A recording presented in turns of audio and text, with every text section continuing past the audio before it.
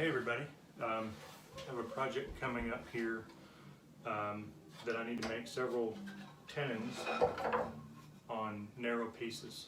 So a tenon would be similar to a rabbet, but it's on the end, and we'll cut half of this out. So we'll end up with a 1.5 inches in our case, 1.5 inches, and half the depth of the wood. And so what we'll do, we use this jig that I'm going to build for you to allow us to use the table saw to make that tenon cut, and we'll make as many of those as we need to make, and then we can come back and cut the cheek cut using the miter gauge. Quicker, simpler way to do it, safer too. So anyway, we'll walk you through the steps. This is a really quick project, something super simple, but here we go.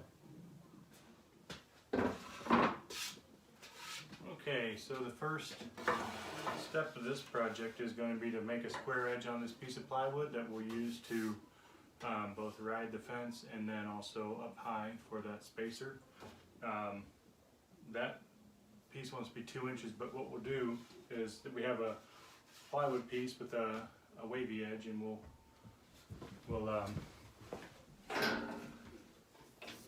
go ahead and get a square edge, and then we can make our 2-inch cut. So we'll use the miter sled to get a square edge, and then we can make a regular cut.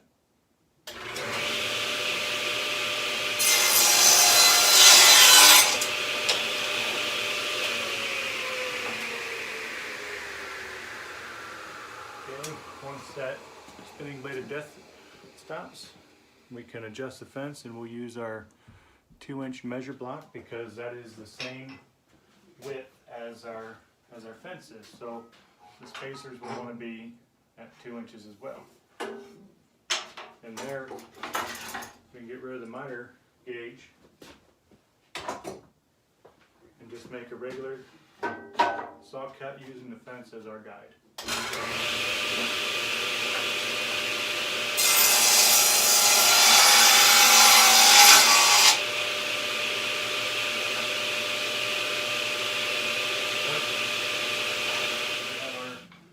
Cut a couple of those. It was about the end of that piece of scrap anyway. So now what we'll want to do is I mark the bottom, that's the flat true edge, and we'll take that, we'll take a screw, and we'll just hold the spacer flat on the top of the fence, hold the sled piece up to the spacer,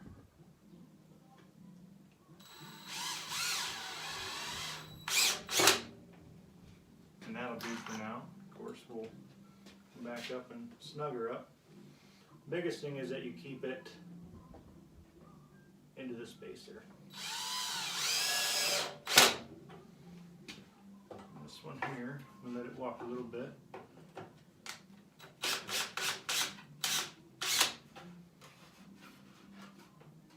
If you had a clamp or something, that would work good to hold this.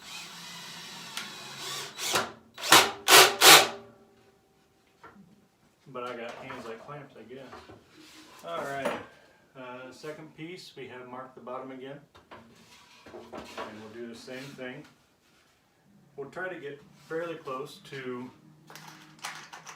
as far as front and back as the first one. And then we just zip those in too. Again, holding everything tight to the fence.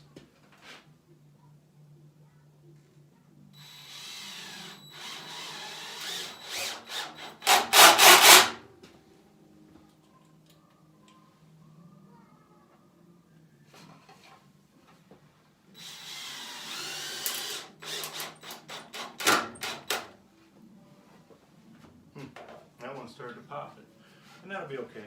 So now you have the general idea of what it wants to be.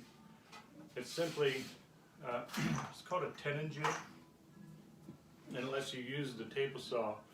Instead of a dado blade, you can cut a half lap joint much quicker and simpler than a dado.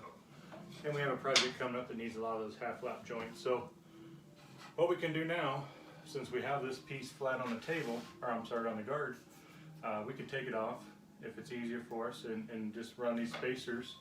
So we'll probably put one at the top, and we'll probably put one somewhere in the middle.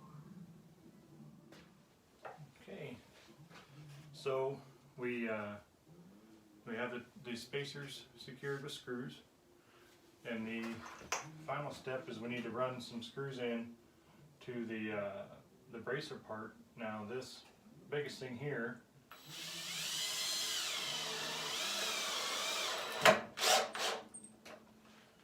is going to poke through on the inside in my case, because these screws are 1 5/8", but they're what I had laying around. So I'm going to stay with my screws. I'm going to stay above the height of the fence, and that's so that I don't ever accidentally eat a screw with my blade. There. If you want to put one more, that first screw didn't feel like it hit it much or held much, so.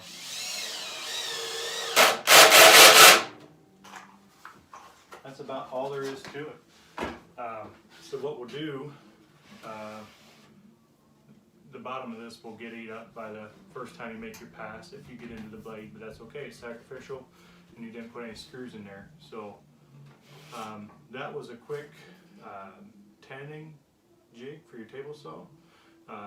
What you'll do then is, if you have a workpiece,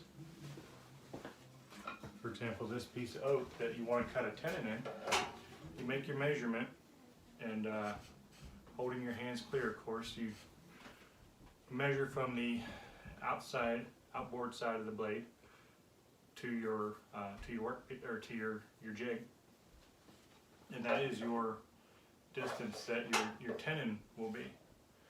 And so then you cut that, and then once you're all done making all your tenon cuts, you adjust your blade, and you come through and you make a miter cut, straight cut, and you end up cutting a nice easy tenon without using your stacked dado or your dado blade.